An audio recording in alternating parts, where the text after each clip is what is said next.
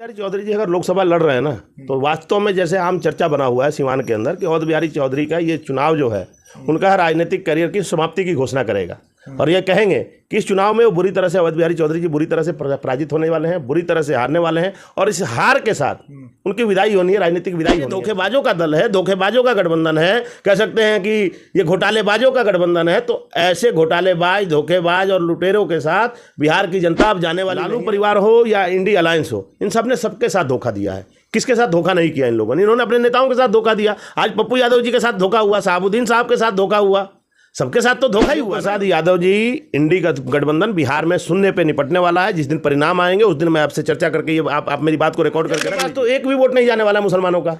यादव का वोट तो जाएगा ना जी। देखिए, यादव अकेले अवध बिहारी चौधरी जी यादव नहीं है ना, भारतीय जनता पार्टी में भी यादव लोग हैं। ओम प्रकाश यादव हैं, नित्यानंद राय जी हमारे यादव हैं, रामकृपाल जी लड़ रहे हैं, बड़े बड़े नेता। रामकृपाल जी जैसे दिग्गज नेता जो है आज भारतीय जनता पार्टी में है। एक समय था कि वो भी राजद में थे, लेकिन उनको लगा ना कि उस पार्टी में किसी यादव नेता का भी सम्मान नहीं। परिवार को सदा ही, जब से शहाबुद्दीन साहब जेल गए उसके बाद से लगातार राजद ने उन्हें बैकफुट पे लिया। हम कहीं ना कहीं कहेंगे कि 1% भी लालू यादव जी या उनका परिवार या राष्ट्रीय जनता दल शहाबुद्दीन साहब के परिवार के साथ खड़ा नहीं हुआ। वास्तव में उस परिवार के साथ अन्याय। यही नहीं कहूँगा, बिहार के अंदर चाहे पप्पू यादव हो, चाहे कन्हैया कुमार हो, आज कन्हैया कुमार भी कहाँ है? हाशिए पे हैं। कांग्रेस में जाने के बाद और कन्हैया कुमार भी हाशिए पे हैं। बड़े आए थे, युवाओं के नेता बने थे, कांग्रेस के नेता बने थे, सब जगह गए। आज क्यों बेगूसराय छोड़ के भाग गए? उनको आना चाहिए ना बेगूसराय। अपना पूरे बिहार का साम्राज्य समेट कर जाके कांग्रेस के झोली में डाल देता है और कहता है मेरा माई बाप कांग्रेस, राहुल गांधी, सोनिया गांधी। तो राहुल गांधी और सोनिया गांधी क्या कर रहे हैं? राहुल गांधी, सोनिया गांधी एक पप्पू यादव जी के लिए एक सीट नहीं दिला पाए।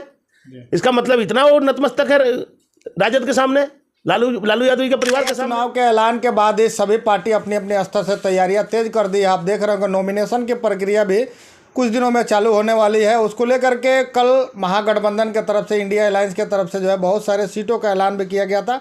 सहमति भी बनी है, बहुत सारे नए लोगों को शामिल भी किया गया है। बहुत सारे कदावर जो नेता हैं उन लोगों का टिकट भी काट दिया गया है और बीजेपी का लिस्ट तो सबसे पहले से ही जारी हो गया था और सहमति भी सबकी हो गई है। तभी हमारे साथ इसी मुद्दे पर चर्चा करने के लिए बीजेपी के मीडिया पैनलिस्ट वसीम राजा साहब हैं। इनसे जानने का प्रयास करेंगे आखिर बीजेपी सभी कामों में आगे आगे है और ये लोग का एक नारा है अब की बार 400 पार। तो इनसे जानने का प्रयास करते हैं कि क्या कुछ तैयारी इनके पार्टियों में चल रही है। बहुत बहुत स्वागत है सर आपका। धन्यवाद, बहुत बहुत आपका। महागठबंधन की तरफ से भी सीटों का ऐलान लगभग हो चुका है और बहुत सारे लोगों का टिकट भी कट चुका है और आप लोग जो है बड़ी तैयारी जो आप लोगों की फास्ट चल रही है। देखिए, भारतीय जनता पार्टी और एनडीए, कह सकते हैं कि भारतीय जनता पार्टी नहीं, पूरा एनडीए जो कुनबा है हमारा, वो बिल्कुल स्पष्ट है। नेता निर्धारित है, नीति निर्धारित है, हमारा गठबंधन निर्धारित है। आपस में बिल्कुल एक समान स्मूथ रूप से हम चुनाव लड़ रहे हैं, क्योंकि हमें पूर्ण विश्वास है कि भारतीय जनता पार्टी इस बार और एनडीए मिलकर 400 पार का नारा जो है वो सफल होने जा रहा है। कहीं कोई शंका मनसा, कोई दो राय नहीं है। पूरे देश भर में कश्मीर से कन्याकुमारी तक इस बार एक प्रचंड जीत होने जा रही है भारतीय जनता पार्टी का और एक रिकॉर्ड बनाने जा रही है भारतीय जनता पार्टी। और उसमें भारतीय जनता पार्टी जहां देश में रिकॉर्ड बनाएगी, बिहार के अंदर 40 की 40 सीटें जीत के एक नया इतिहास लिखने जा रही है बिहार की बीजेपी। एक बात करें, बिहार में एक बहुत चर्चित नेता है पप्पू यादव। पप्पू यादव इधर उधर भटक रहे हैं, उनको अपने दल में शामिल काहे नहीं कर लेते हैं? कभी लालू यादव के पास जा रहे हैं, कह रहे हैं पिता समान मानते थे, उनका भी टिकट कट गया। कांग्रेस में गए थे, पार्टी का विलय भी कर लिए थे, फिर भी टिकट नहीं मिला। देखिए, ये पप्पू यादव हैं, पप्पू यादव की अपनी पार्टी थी, उसके बाद उनका अपनी सोच है, अपनी विचारधारा है, वो कहाँ जाना चाहते हैं, क्या करना चाहते हो, तो उनकी सोच है। और उन्होंने बहुत सोच समझ के अपनी पार्टी का विलय कांग्रेस में कर दिया। लेकिन शायद पप्पू यादव जी को थोड़ा सा उनको समझने में देरी हो गई, वो समझ नहीं पाए सही शतरंज के खेल को। क्योंकि बिहार के अंदर कांग्रेस अपना आधार बनाना नहीं चाहती। बिहार के अंदर राजद की बी टीम है कांग्रेस, हम ये कह सकते हैं राजद की बी टीम है कांग्रेस।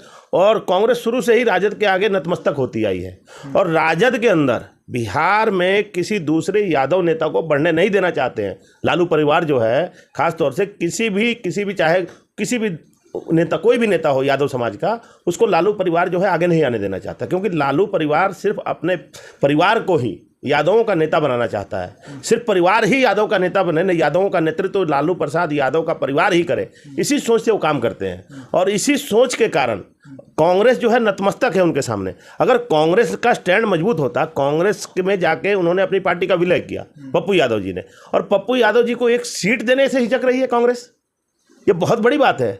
इसको अगर राजनीति में के रूप में देखा जाए, एक व्यक्ति अपना पूरे बिहार का साम्राज्य समेट कर जाके कांग्रेस के झोली में डाल देता है और कहता है मेरा माई बाप कांग्रेस, राहुल गांधी, सोनिया गांधी। तो राहुल गांधी और सोनिया गांधी क्या कर रहे हैं? राहुल गांधी, सोनिया गांधी एक पप्पू यादव जी के लिए एक सीट नहीं दिला पाए। इसका मतलब इतना वो नतमस्तक है राजद के सामने, लालू यादव जी के परिवार के सामने। लालू यादव जी ना तो मुसलमानों को चाहते हैं ना यादवों को चाहते हैं। पहले MY समीकरण लेके चलते थे। पहले स्पष्ट पूरे बिहार ने देखा कि कैसे जो सीनियर मुस्लिम नेता थे राजद के, उनको हाशिए पे फेंका गया, उनको हटाने का काम किया गया। और अब यादव समाज का एक चेहरा कांग्रेस में गया तो उसे भी दबा दिया इन्होंने, क्योंकि कहीं ना कहीं यादव समाज के भी जो राजनीति करते आए हैं, जो जन अधिकार पार्टी थी उनकी, वो एक तरह से कहा जाता था कि यादव समाज की पार्टी है, यादवों की पार्टी है। जो लालू प्रसाद यादव को कभी भी उसको हजम नहीं हो रही थी वो पार्टी, तो उन्होंने कांग्रेस को इनके पीछे लगाया। कांग्रेस ने इनको अपने शिकंजे में लिया और अपने प्रलोभन दे के कि भाई हम कांग्रेस का टिकट देंगे, ऐसा लग रहा है कि प्रलोभन दे के उनको जाल में फंसाया और उनका शिकार कर लिया कांग्रेस ने। आज पप्पू यादव हाशिए पे हैं। इस पप्पू यादव के साथ आपको लग रहा है कि खेला हो गया?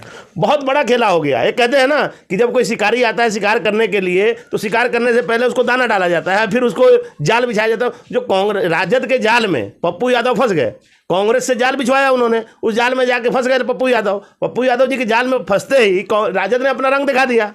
और मैं यही नहीं कहूँगा, बिहार के अंदर चाहे पप्पू यादव हो चाहे कन्हैया कुमार हो, आज कन्हैया कुमार भी कहाँ हैं? हाशिए पे हैं कांग्रेस में जाने के बाद। और कन्हैया कुमार भी हाशिए पे हैं।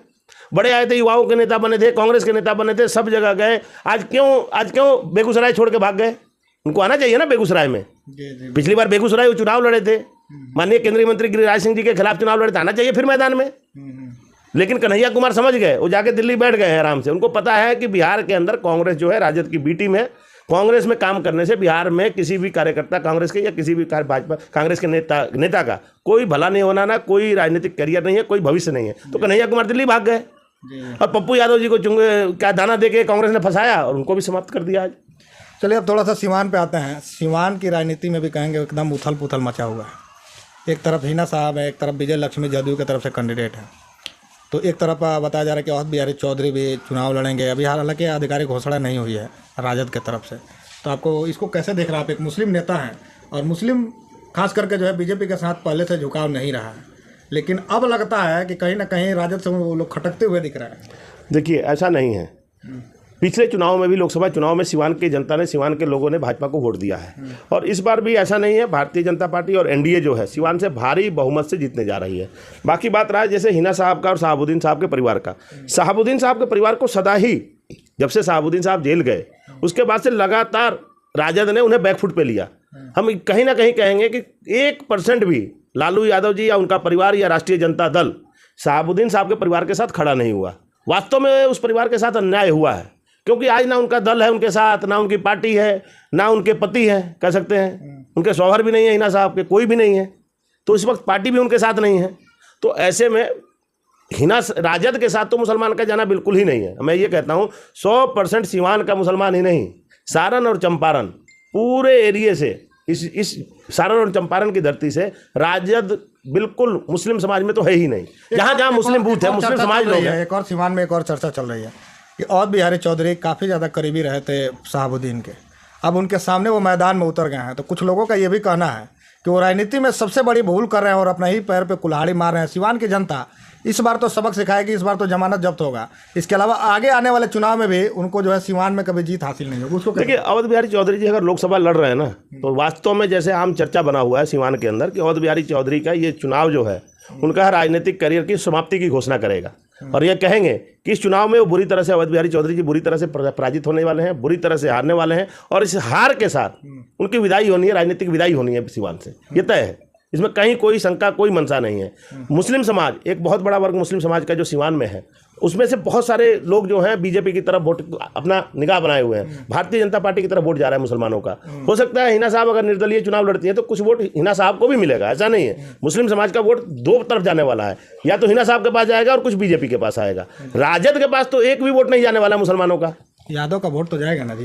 देखिए, यादव अकेले अवध बिहारी चौधरी जी यादव नहीं है ना, भारतीय जनता पार्टी में भी यादव लोग हैं। ओम प्रकाश यादव हैं, नित्यानंद राय जी हमारे यादव हैं, रामकृपाल जी लड़ रहे हैं, बड़े बड़े नेता। रामकृपाल जी जैसे दिग्गज नेता जो है आज भारतीय जनता पार्टी में है। एक समय था कि वो भी राजद में थे, लेकिन उनको लगा ना कि उस पार्टी में किसी यादव नेता का भी सम्मान नहीं है, तब तो आके पिछली बार हमने उनको टिकट देकर सांसद बनाया ना, भारतीय जनता पार्टी ने सांसद बनाया वहाँ से। तो ऐसा नहीं है कि यादव समाज अकेले अवध बिहारी चौधरी जी के नाम पे यादव सब उनके हो जाएंगे।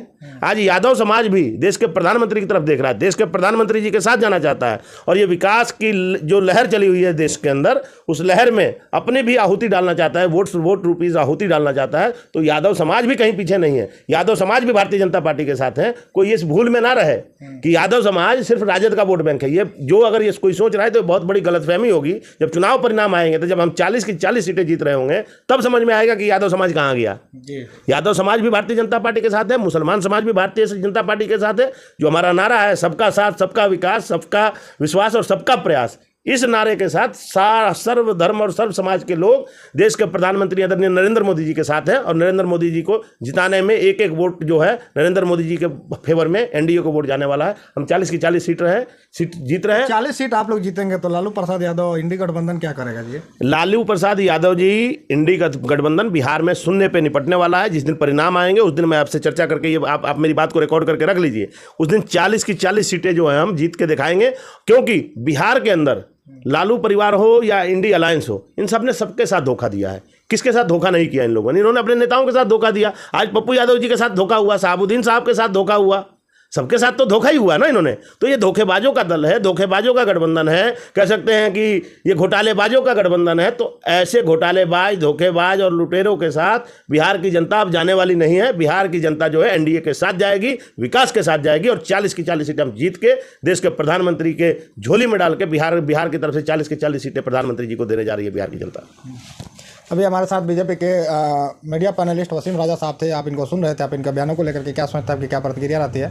आपकी जो भी प्रतिक्रिया होगी नीचे कमेंट करके जरूर बताइएगा। इस वीडियो को देखने के लिए आपका बहुत बहुत धन्यवाद।